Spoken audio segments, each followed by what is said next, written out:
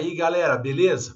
Bom, nós vamos trabalhar agora, moçadinha, com a apostila 13, né? Nós vamos mudar de assunto, nós vamos começar agora o assunto da termoquímica, um assunto assim bem cobrado no Enem, bem cobrado na FUVEST, enfim, em vários vestibulares nós temos termoquímica para ser trabalhado.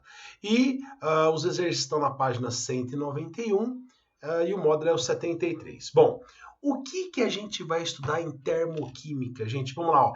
Termoquímica é o ramo da química que vai estudar a conversão de uma energia química em energia térmica, ou seja, traduzindo, calor.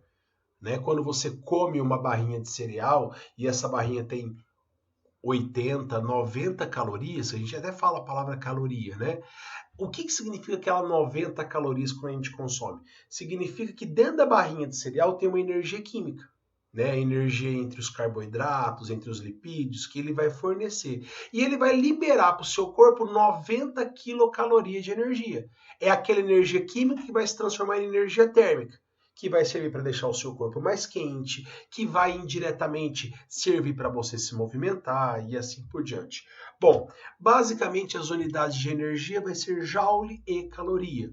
Lembrando que uma caloria corresponde a 4,18 joules. Existem exercícios que falam para aproximar para 4,2 ou até 4. Uma quilocaloria. Muita gente até erra exercício porque ele fala quilocalorias, mas na verdade corresponde a 1000 calorias e 1 quilojoules, 1000 joules. Na química, nós vamos trabalhar muito com a ideia de entalpia. Professor, o que é entalpia? Entalpia a gente vai simbolizar por H. É a quantidade de energia que uma certa substância possui. A partir de agora, entalpia é como se fosse uma energia que a substância mesma possui, né? Tipo uma energia química que ela possui. E esta energia, geralmente, ela vai ser transformada em energia térmica. Bom, uma coisa muito importante, lembrando que é impossível determinar a entalpia absoluta.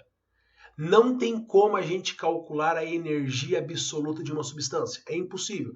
A gente pode calcular a variação da energia, nunca a energia absoluta. Porque eu sempre falo, gente, tudo na vida depende do referencial. Aí na sua casa, aí tá quente ou tá frio? Né? Nossa, você é alto ou você é baixo? Então tudo depende de um referencial. Se tá quente ou tá frio, depende. Se você comparar com o deserto do Saara, com certeza sua casa deve estar um pouquinho mais fria. Comparado com o Alasca, sua casa deve estar um pouquinho mais quente. Né? Então, enfim, tudo na vida depende de um referencial. Inclusive aí nas altitudes, por exemplo, foi atribuída ao nível do mar altitude zero. Então, Ribeirão Preto deve estar 400, 500 metros. 500 metros o quê? Acima do nível do mar. Ribeirão Preto só tem 500 metros porque o mar foi considerado zero. Agora, e na Holanda? E no Mar Morto? Que nós temos altitudes, entre aspas, negativas. Não existe altitude negativa, só foi negativo porque o nível do mar foi o padrão. Enfim, é impossível calcular a energia, mas a gente pode calcular muito bem a variação, a conversão de uma energia em outra. Agora, como que a gente faz para achar o ΔH? O ΔH é só você pegar a entalpia dos produtos que ele vai fornecer, menos a do reagente. Lembrando que essas entalpias são valores padronizados, como eu vou mostrar para vocês em aulas lá para frente. Bom, então, a partir de agora, ΔH é o produto menos o reagente, ou seja, o final menos o inicial. É a variação da entalpia, tá? Bom, existem basicamente dois tipos de reações termoquímicas. A primeira, reações endotérmicas. O que significa uma reação endotérmica? O próprio nome já diz endo, significa dentro, né? São aquelas reações que acontecem absorvendo energia do meio. Então a reação acontece, ela absorve energia, ela tira a energia do meio. Gente, agora olha o trocadilho. Se a reação absorve energia, o meio ele fica mais gelado. Né? Então vamos supor que na tua mão está acontecendo uma reação endotérmica. Ela vai tirar a energia da tua mão. Então tua mão fica mais gelada. Bom, vamos supor, né, que eu tenho uma reação entre o A se transformando em B. Vou chamar de HR a energia dos reagentes e HP a energia dos produtos, no caso B. Vamos colocar um gráfico aqui. Eu vou colocar num gráfico só para a gente entender. Aqui eu vou colocar entalpia em quilojoules. Vamos supor que o A tem energia de 100 quilojoules. É a energia atribuída para o A. Como é uma reação endotérmica, vai absorver energia, o B vai ter uma energia maior. Ele absorveu energia. Vamos supor que o B tem energia de 310. Tá. Professor, como que eu faço para calcular o ΔH? O ΔH é essa diferença entre o produto sobre o reagente, pelo reagente. E olha essa flechinha, não está subindo, gente. Se está subindo, o ΔH sempre vai dar positivo. A gente vai ver isso aqui. O ΔH para essa reação é a entalpia dos produtos, no caso eu coloquei 310, menos a dos reagentes, que é 100. Quando a gente faz essa conta, simbolicamente, o ΔH dá mais 210. E a partir de agora, se o ΔH tiver valores positivos maiores do que zero, a reação vai ser chamada de endotérmica, beleza? Agora, como que a gente faz para representar as reações endotérmicas? O jeito mais clássico é esse, né? Ele coloca A transformando em B e fala que o ΔH é mais 210. A maioria das vezes é assim que representa. Agora, olha essas outras duas maneiras. Dá uma olhada nessa. Ele não forneceu o ΔH. Como que eu faço só de olhar para saber que é uma reação endotérmica? Vamos interpretar? A, que tem 100 de energia, mais 210, ou seja, como se eu estivesse ganhando 210, e se eu estou absorvendo, a reação é endotérmica, até transformar em B. Ou seja, qual que é a energia do B? 310. Por quê? Eu tinha o A, ganhou 210, simbolizando uma reação endotérmica. Agora, esta energia, como se fosse uma expressão matemática, ela pode vir para cá, né? Então, em vez de ser mais 210, fala menos. Gente, muita gente vai confundir isso aqui. Por exemplo, se o ΔH é positivo, é endotérmica. Daqui a pouco, o ΔH vai ser negativo.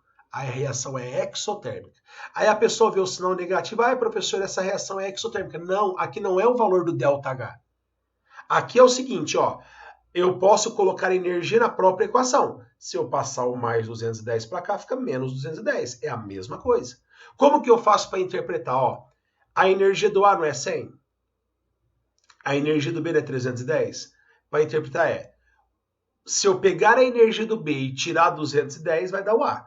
É mais difícil interpretar essa situação, mas tá aí, né? São as três representações da reação endotérmica.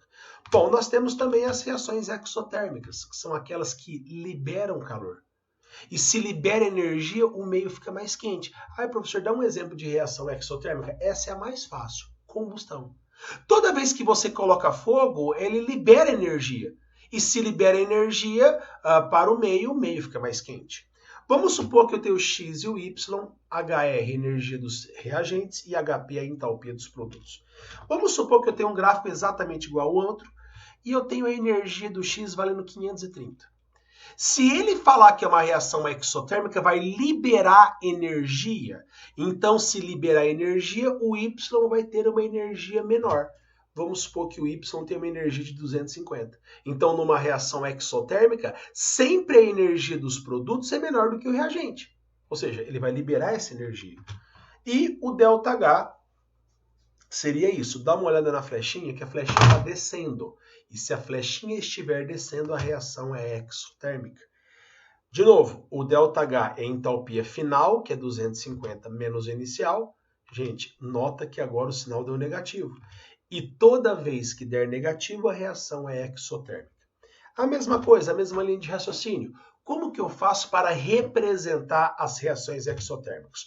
O jeito mais clássico é colocando o ΔH. Toda vez que der negativo, a reação é exotérmica.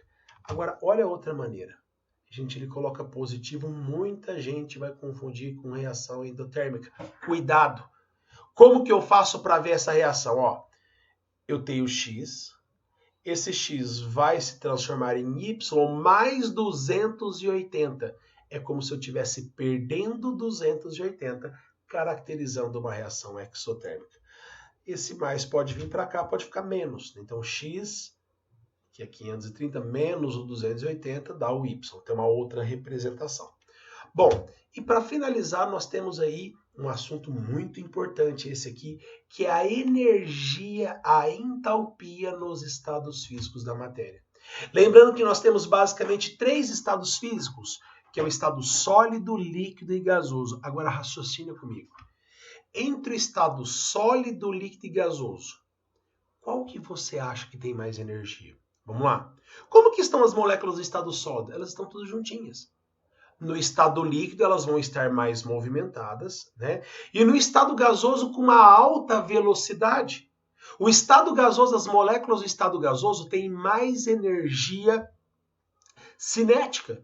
Então, quando uma substância passa do sólido para o líquido e do líquido para o gasoso, olha aqui, ó, sólido, líquido, líquido, gasoso, vai aumentando a energia. Então, toda vez que passa do sólido para o líquido para o gasoso, esse processo absorve energia, é um processo endotérmico.